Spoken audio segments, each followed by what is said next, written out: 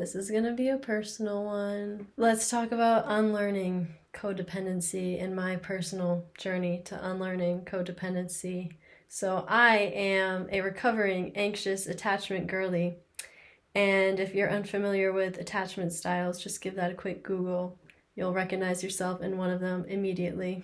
And one thing that goes hand in hand with anxious attachment is some good old-fashioned codependency. So what is codependency? I think codependency can manifest in different ways. Codependency can mean I care more about you than I care about myself.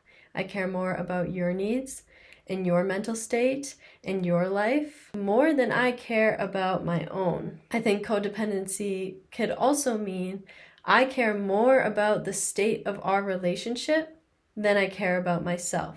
Codependency means your emotional and mental state is directly tied to someone else's or something else's. So someone else's or the state of the relationship. And codependency really sucks. It's really unfortunate when you feel like your mental state is not within your own hands. For me, my codependent tendencies showed up in the sense that I was not okay if my relationship was not okay. There were no healthy arguments. There were arguments, and then my mental health spiraled.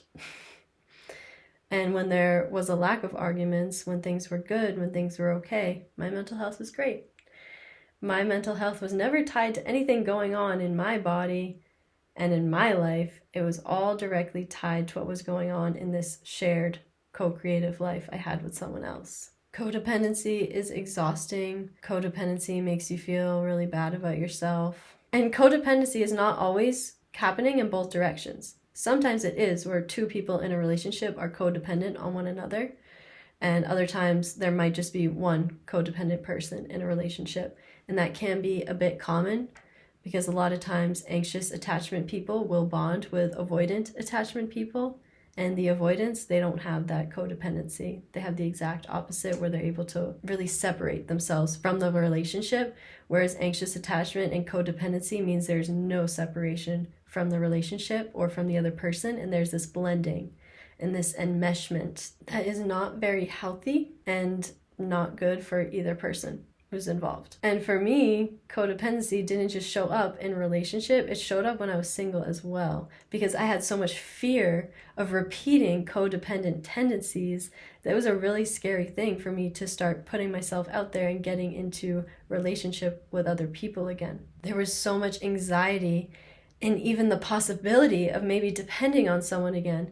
And that's the thing, there is going to be dependency in relationships, and I don't think this is talked about enough, that there is always going to be dependency, but there can be a healthy dependency. There can be dependency without codependency. I think it's okay for your mind state to maybe fluctuate based on someone else's mind state or based on the state of your relationship. But when that becomes debilitating, that's when it's, we're getting into the codependency waters and it's not very healthy. So when I did start to get back out there, knowing that I had this wiring in me to be codependent, but doing so much work to reprogram and rewire, that there was still fear and anxiety. I didn't ever want to feel like that codependent version of me again because she suffered so much. She endured so much. She survived so much and she was so strong. But she was in so much pain. I didn't ever want to feel like that again. So what I did is I went to the way opposite end of the spectrum and I got really hyper independent, where I wouldn't even let myself have a healthy dependence on another person. Wasn't going to go there. It was all on me. I only cared about myself. I only cared about my life. That was of utmost importance, and I didn't have much space for anything else, and I wouldn't let myself create healthy space for anything else. I was so scared of being codependent that I became really hyper independent. And I think that's something that anyone who has experienced codependency should watch out for. It's funny, we don't like this gray area. We like to be either black or white. We like to be either codependent or hyper independent. That's all that works for our brain. And I still sometimes feel myself do that. Even now, being in a very, very healthy relationship, I still feel myself, when I start to even dip into healthy dependence, I'm like, nope, we're going in the opposite direction. I gotta pull away. I gotta stop texting so much. I'm not gonna call him today. I'm gonna focus on myself. I'm just gonna focus on myself. I'm just gonna focus on myself. It's a very tricky thing to find stabilization. It can be a very challenging thing to find that middle ground between codependency and hyperindependence. This is just my experience.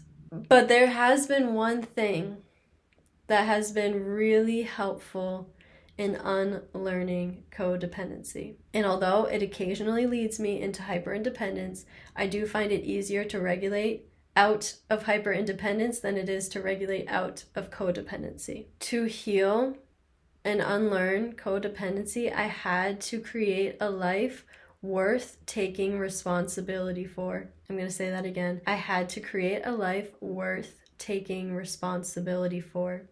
I had to recognize how easy it was for me to abandon myself. I could abandon myself like that. It was seamless. It took no effort. I had to recognize that. That was a hard pill to swallow, how much I had abandoned myself and what I endured as a result of that self-abandonment, what I tolerated as a result of that self-abandonment. I had to accept that I did that and that I had a habit to do that. And then I had to agree to never give up on myself like that again. That is a commitment that I make over and over again. I didn't make it once and then I was healed. No, it's never a one and done. It's really unfortunate. It's never a one and done. I have to recommit to that all the time, to never give up on myself and to never abandon myself in the ways in which I have in the past. I had to learn how to stand on my own 2 feet. I had to get to know myself. I didn't know who I was because I spent so much time enmeshed with another person and enmeshed in a relationship. I didn't know who I was without it. So this process of unlearning codependency and creating a life worth taking responsibility for, it started with getting to know myself again. Okay, what do I like? What do I like to do? What do I like to wear? Who do I like to be around? What places do I like to go? I needed to nurture the relationship that I had with myself because before there was no relationship with me. It was just a relationship with another person. I had to do a 180. I had to look at myself. I had to get to know myself. And then I had to nurture that relationship with myself. And that was a challenging experience, but ultimately a beautiful experience and a necessary experience because this relationship with me, this is the only one that is guaranteed for the rest of my life. I learned how to inhabit my body after spending so much time dissociating and just overall being dysregulated. There was a lot of things happening in learning to stand on my own 2 feet. I had to unlearn codependency. I had to learn how to be independent, but then I also had to learn how to not be hyper independent. And this is something I still work on a little bit now, but I am very grateful to be on the other side of codependency. You don't have to figure it out by yourself. I definitely didn't. I don't think I would. If I did try to figure it out by myself. Therapy was a big factor. Keeping it real, looking at what I had gone through, looking at the suffering that I endured and the suffering that I contributed to. I had to take a real hard look at that. I had to accept that. And then I had to make a pretty challenging decision to move forward. And in deciding to move forward, that was the very first time I chose myself instead of someone else. That was the turning point in going from codependent to independent. And since then, since that incredibly difficult decision, I have worked so hard to create a life worth taking responsibility for. I would never throw away what I have with myself and what I've created in my own life for someone else. That's a non-negotiable for me.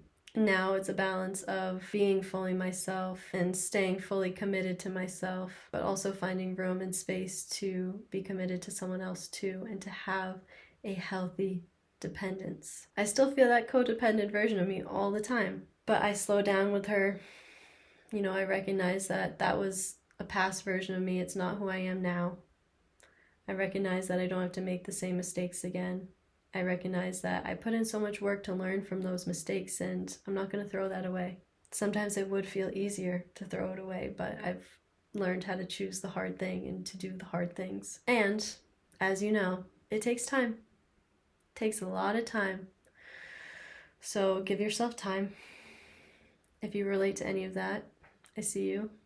I'm sorry, because being an anxious attachment person, being codependent, can be traumatic. It can really suck. It can feel like things are never going to change. It can feel like you're alone in it, but you're not. It is possible to unlearn codependency. It is possible to have healthy, secure attachments. It's possible to love yourself and love your life and love someone else at the same time.